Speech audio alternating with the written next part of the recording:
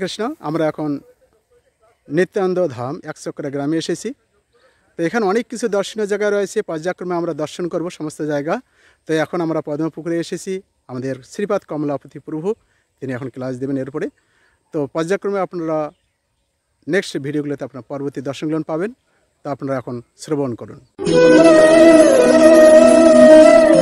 এখন আমরা একাচক্র ধামে নিত্যানন্দ প্রভুর জন্মস্থানের পাশে যে পদ্মপুকুর আছে সেই পদ্মপুকুরে এসেছি আমরা স্নান করব বলে। আপনারা দেখতে পারেন পদ্মপুকুরের জল কত সুন্দর, দেখুন। হ্যাঁ, অপূর্ব জল দেখতে পেয়েছেন। এই জলের মাহাত্ম্য শ্রীশ্রীমৎ ভক্তি পুরুষোত্তম স্বামী মহারাজ এসেছিলেন, এসে বললেন যে উনার পেটের যত সমস্যা ছিল এই জল তিনি পান করাতে সমস্ত উনার রোগ ভালো হয়ে গেছে। তাই আমরাও এসেছি এখানে নিতাইয়ের ধামে, এই পদ্মপুকুরে আমরা স্নান করব, এখানে জল পান করব, স্নান করব। এখন প্রশ্ন হচ্ছে এই পদ্মপুকুরের মাহাত্ম্যটা কি না। পদ্মপুকুরের মাহাত্ম্য যদি আপনারা শুনতে চান তাহলে আমাকে একটু আগে থাকতে বলতে হবে। নিত্যানন্দ প্রভুর যে মাতামহ তার নাম হচ্ছে মুকুট নারায়ণ রায়। এই মুকুট নারায়ণ রায় তিনি জমিদার ছিলেন। তাই জমিদারি সামলাতে সামলাতে উনার মেয়ে যে পদ্মাবতী বড় হচ্ছে উনার আর ধ্যান ধারণা নেই, কিন্তু মায়ের সঙ্গে মেয়ে সবসময় থাকে। তাই মা দেখছেন বাড়ির আশপাশে সব মেয়েদের বিয়ে হয়ে যাচ্ছে, ভালো তারা জামাই পাচ্ছে, অথচ আমার স্বামী জমিদার, আমার কন্যা জমিদার কন্যা, আমি তার জমিদারের স্ত্রী, আমার কন্যার জন্য কেন একটা সুপাত্র ওর বাবা দেখছে না। তাই তিনি খুব রাগান্বিত হয়ে, বুঝতেই পারছেন সংসার মানে কাঁসারের বাসন, লাগলেই ঝনঝন করে ওঠে। তাই পদ্মাবতীর মা খুব রেগে মেগে মুকুট নারায়ণ রায়কে বললেন যে তোমার কোনো হুঁশজ্ঞান নেই, মেয়েটা বড় হচ্ছে, তাকে একটা ভালো পাত্রস্থ করতে হবে, খালি জমিদার নিয়ে থাকলেই হবে।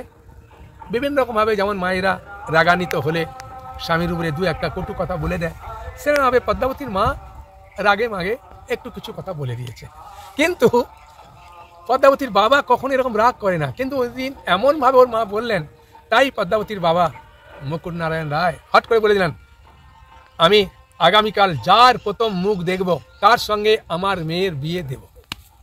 ভালা মাত্রই তোর মা চমকে উঠলে, আর ওর বাবাও চমকে উঠলো, ইস ভগবান কি মুখ দিয়ে বেরোলাম, কালকে আমি যার মুখ দেখব সেই সন্তানটা, সেই ছেলেটা মুসলিম হতে পারে, অন্য সম্প্রদায় হতে পারে, বৃদ্ধ হতে পারে, কানা হতে পারে, খোঁড়া হতে পারে, তার দু একটা বিয়ে হতে পারে, কীরকম একটা মুখ দিয়ে ভগবান বলে দিলাম।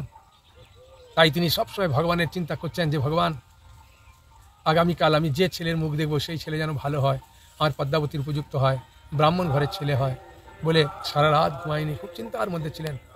এদিকে অন্য ঘরে পদ্মাবতীর মাও খুব চিন্তার মধ্যে আছে যে আমার স্বামীর আগে এমন একটা কথা বললেন, আমার মেয়ের কপালে কি স্বামী জুটবে, কি জন্যে আমি বলতে গেলাম।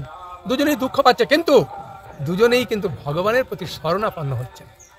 ওই মা একদিক থেকে ভগবানের কাছে প্রার্থনা করছেন, ওর বাবা প্রার্থনা করছেন। আর ভোর হয়েছে, বাড়ির সামনে সুন্দর বাগিচা আছে, জানলাটা আস্তে আস্তে খুলছে, আর যাই একটু খুলেছে দেখে একটা ছেলে ফুল তুলছে। বলছে, এই কে তুই, দাঁড়া এখানে। যাই বলেছে কে তুই, সঙ্গে সঙ্গে উত্তর দিয়েছে আমার নাম মুকুন্দ বন্দ্যোপাধ্যায়। শুনেই তোর বাবা খুশি, যাক ব্রাহ্মণ ঘরের সন্তান পেলাম। এখন নিচে নেমে গেছে, বলছে বিয়ে করেছিস? না বিয়ে করিনি। তোর বাড়ির পুরা অ্যাড্রেস নিলেন, নেওয়ার পরে বললেন কি করো? ফুল। বললে আমি শিব পূজা করি। বলে ঠিক আছে, হ্যাঁ আর কিছু ফুল লাগলে তুলে দাও। তোর বাবা খুব খুশি। ওর মা দেখতে আমার স্বামী যেন কারোর সঙ্গে কথাবার্তা বলছে, কার সঙ্গে কথাবার্তা বলছে, তাই জানলা খুলে দেখলেন না না খুব ভালো, লম্বা চওড়া, খুব উপযুক্ত ছেলে। কিন্তু আমি একটু শুনলাম কি বন্দ্যোপাধ্যায় না কিরকম এটা শুনলাম, যাক ভালো হয়েছে। স্বামীকে আসতেই বলছেন কি? বলছে হ্যাঁ আমার পদ্মাবতীর উপযুক্ত স্বামী পেয়ে গেছি, কোনো চিন্তা নেই। ও বন্দ্যোপাধ্যায়, নাম মুকুন্দ বন্দ্যোপাধ্যায়, ভগবানের নামে নাম, নিশ্চয়ই ভালো পরিবার, শিব পূজার জন্য ফুল তুলতে এসেছিল, ভগবান খুব কল্যাণময়। হ্যাঁ কোনো অসুবিধা নেই, যদি গরিব হয় আমি ওকে কিছু দিয়ে বড় লোক করে দেবো। তাই যখন পদ্মাবতীর সঙ্গে মুকুন্দ বন্দ্যোপাধ্যায়ের বিয়ে হয়, কিন্তু মুকুন্দ বন্দ্যোপাধ্যায়ের একটা গ্রাম অঞ্চলের যে নাম, ডাক নাম, যেমন নিমাই, নিমাইয়ের ভালো নাম হচ্ছে বিশ্বম্বর, কিন্তু বিশ্বম্বর বলেছেন না, নিমাই বলেছেন। সেরাম মুকুন্দ বন্দ্যোপাধ্যায় বলে কেউ চেন না, সবাই জানে হাড়াই ওজা, হাড়াই পণ্ডিত, এইভাবে চেনে। তা যখন বিবাহ হলো, বিবাহ হওয়ার পরে মুকুট নারায়ণ রায় চিন্তা করলেন আমার মেয়ে যেখানে একজন স্নান করবে, জলের প্রয়োজন আছে, সব কিছু আছে চিন্তা করে তিনি এই পুকুর খনন করে দিয়েছিলেন। এবং এখানে অনেক পদ্ম ফুল ছিল, কিন্তু কালের প্রভাবে এখন পদ্ম ফুল নাই, কিন্তু জল খুব অপূর্ব। আপনারা আরেকবার দেখুন কত সুন্দর জল, হ্যাঁ অপূর্ব। হ্যাঁ, এই জলে আমরা সবাই আনন্দে স্নান করব, জল পান করব।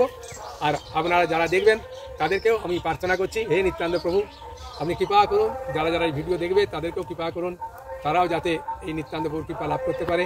এবং তারা যখন আসবে এই নিতাইয়ের ধামে, হ্যাঁ আমাদের ইস্কন মন্দিরে খুব সুন্দর থাকা খাওয়ার বন্দোবস্ত আছে, আপনারা আসতে পারেন, এসে এই পদ্মপুকুরে স্নান করবেন, জল পান করবেন, আনন্দ করবেন। বলুন, কারো কোনো প্রশ্ন আছে? হ্যাঁ আছে, বলুন।